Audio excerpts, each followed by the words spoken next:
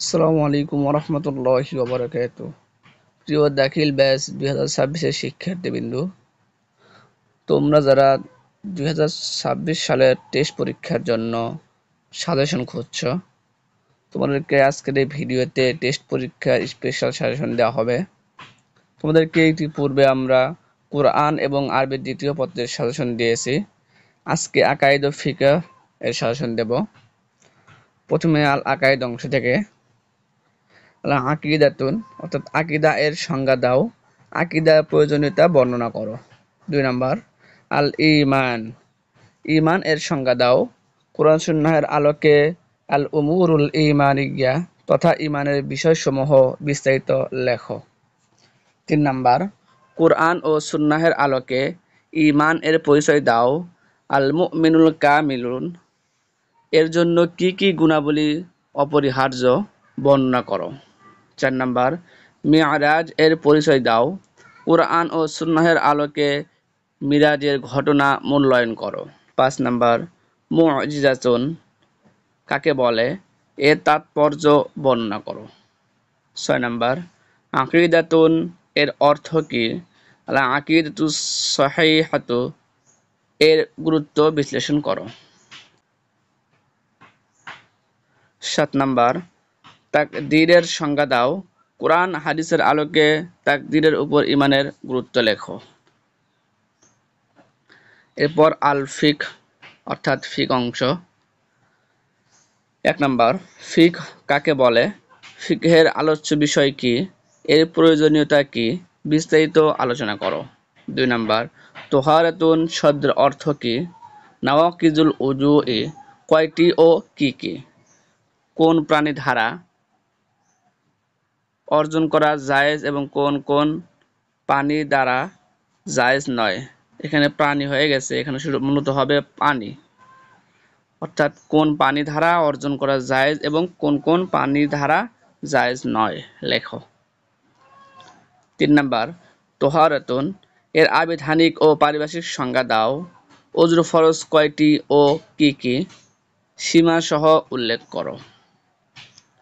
4 number গোসল ফরজ হওয়ার কারণগুলো বর্ণনা করো, কিরূপ পানি ধারা তোহারত অর্জন করা জায়েজ এবং কিরূপ পানি ধারা জায়েজ নয় বর্ণনা করো। 5 নাম্বার নাজাসাতুন কাকে বলে, তা কত প্রকার ও কি কি, কূপে নাজাসাত পতিত হলে তার হুকুম কি বর্ণনা করো। 6 নাম্বার তায়াম্মুম এর সংজ্ঞা দাও, তায়াম্মুমের ফরজ কয়টি ও কি কি, করা কখন ও কার জন্য জায়েজ, কোন কোন বস্তু ধারা তায়াম্মুম করা যায় বর্ণনা করো। 7 নাম্বার সলাতুন অর্থ কি, সালাতের শর্ত ও রুকনসমূহ বর্ণনা করো। 8 নাম্বার মুসাফির কাকে বলে, কসর পড়ার জন্য সফরের দূরত্ব, সময়সীমা এবং সলাতুল কসর এর হুকুম বর্ণনা করো।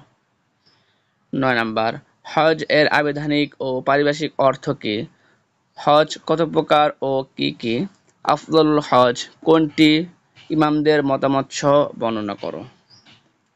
এখানে যে প্রশ্নগুলো দেওয়া হচ্ছে এগুলো শুধুমাত্র টেস্ট পরীক্ষার জন্য নয়, এটা টেস্ট পরীক্ষার পাশাপাশি বোর্ড পরীক্ষার জন্যও।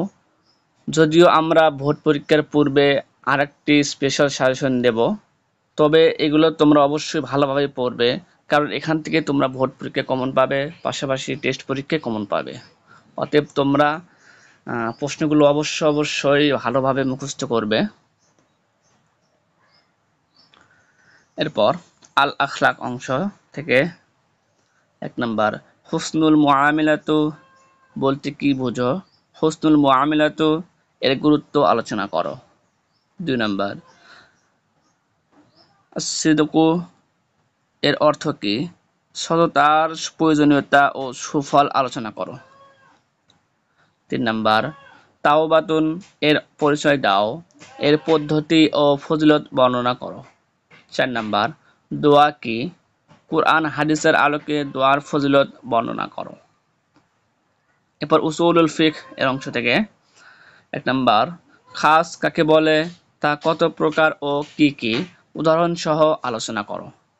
2 নাম্বার হাকিকতুন ও মাজাজুন এর সংজ্ঞা দাও।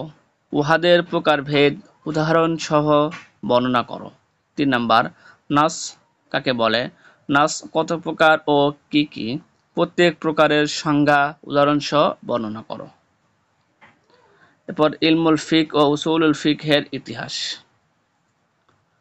1 নাম্বার, কুদরি গ্রন্থাগারের জীবনী ও কুদরি গ্রন্থের বৈশিষ্ট্যসমূহ বর্ণনা করো। 2 নাম্বার, ইলমুল ফিক এর গুরুত্ব এবং উহার বিকাশ সম্পর্কে যা জানো লেখো। 3 নাম্বার, উসুলুল ফিক এর সংজ্ঞা দাও। উসুলুল ফিক এর আলোচ্য বিষয় ও প্রয়োজনীয়তা লেখো। 4 নাম্বার, উসুলুস শাসি গ্রন্থাগারের জীবনী ও গ্রন্থের বৈশিষ্ট্য বর্ণনা করো। এই ছিল আজকের ভিডিও।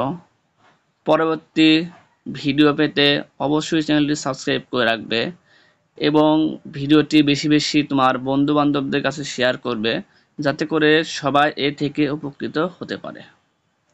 ধন্যবাদ।